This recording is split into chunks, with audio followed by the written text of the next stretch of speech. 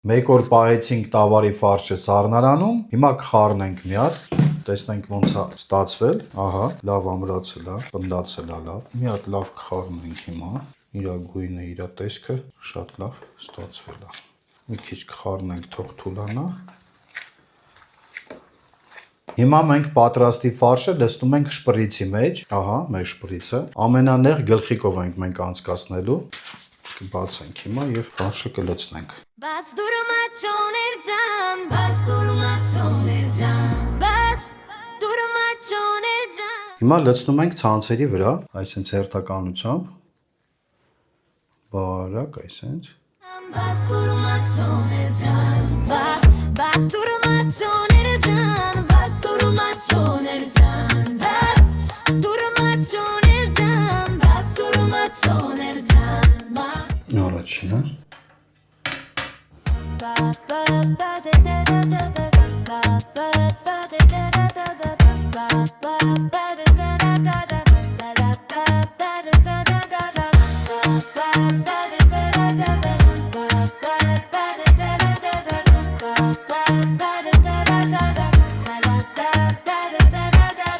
Bas durma çoner can, bas durma çoner can, bas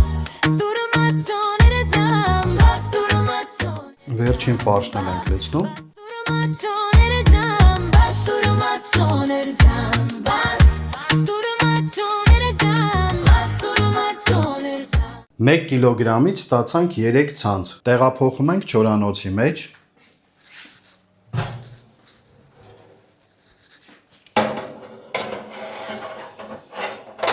Առաջինը, երկրորդը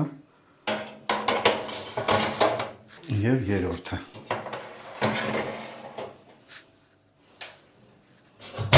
Հիմա միացնում ենք, ջերմաստիճանը կդնենք 75 աստիճանի տակ և 6 ժամ կչորացնենք և կեփենք։ Ահա ջերմաստիճանը 75 աստիճանի տակ, ստեղ էլ դնում ենք 6 ժամի վրա։